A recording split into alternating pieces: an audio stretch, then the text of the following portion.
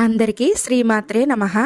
2026 సంవత్సరం లలితాదేవి నవరాత్రులు లేదా వసంత నవరాత్రులు లేదా గర్భ నవరాత్రులు ఈ మార్చి నెలలో మనకి జరగనున్నాయి. నవరాత్రులు ప్రారంభం రోజు మరియు ముగింపు రోజు అవేంటో ఇప్పుడు మనం తెలుసుకుందాం. ఈ విషయాలు తెలుసుకునే ముందు అసలు లలితాదేవి ఎవరు, అమ్మవారి గురించి తెలుసుకుందాం.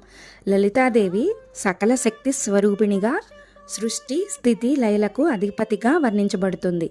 లలితాదేవి ఆదిశక్తి యొక్క ప్రాథమిక రూపం, అంటే విశ్వమంతటికి మూలశక్తి. లలితాదేవి గురించి లలితా సహస్రనామంలో వివరంగా చెప్పారు. అందుకే ఈ 9 రోజులు పూజ ఎలా ఎప్పుడు చేసుకోవాలి అన్నవి విషయాలు ఇప్పుడు తెలుసుకుందాం. చైత్రశుక్ల పాడ్యమి నుండి చైత్రశుక్ల నవమి వరకు ఉండే ఈ 9 రోజులను లలితాదేవి నవరాత్రులుగా మనం జరుపుకుంటాం. అంటే ఉగాది నుండి శ్రీరామనవమి వరకు ఉండే రోజుల్లో మనం లలితాదేవి నవరాత్రులు లేదా గర్భ నవరాత్రులు జరుపుకుంటాం. అసలు ఈ గర్భ నవరాత్రులను ఎందుకంటారో మీకు తెలుసా? శ్రీరాముడు తన తల్లి గర్భంలో ఉండే 9 రోజులు కాబట్టి, చివర 9 రోజులు కాబట్టి ఈ నవరాత్రులను గర్భ నవరాత్రులను కూడా పిలుస్తారు. ఇంతటి పవిత్రమైన లలితాదేవి నవరాత్రులు ఎప్పుడు ప్రారంభం అంటే మార్చి 19న గురువారం నాడు ప్రారంభమై మార్చి 27 శుక్రవారం నాడు ముగుస్తున్నాయి.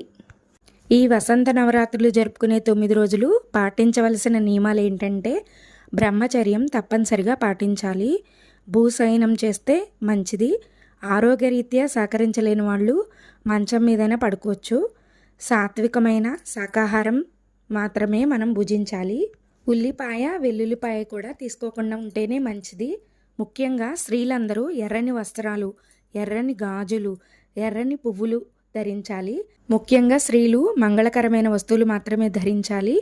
ఈ నవరాత్రులు ఎవరైతే చేస్తున్నారో వారందరూ శాంతంగా ఉండాలి. ఎవరితోనూ అలౌకికమైన విషయాలు చర్చించటం, వాదించడం ఇలాంటివి గొడవలకు మాత్రం వెళ్ళకూడదు.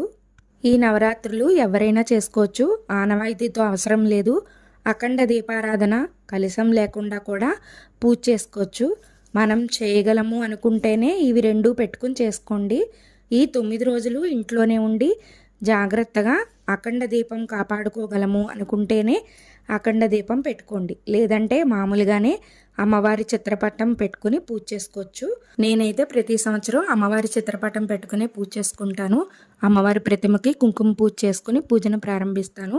మరి ఈ నవరాత్రుల పూజా విధానం ఇంకా మీకు పూర్తిగా తెలుసుకోవాలంటే మరొక వీడియోతో మీకు వివరంగా చెప్తాను. ఈ నవరాత్రి పూజా విధానం మొదటి నుంచి ముగించే వరకు ఏ విధంగా పాటించాలి అనేది నేను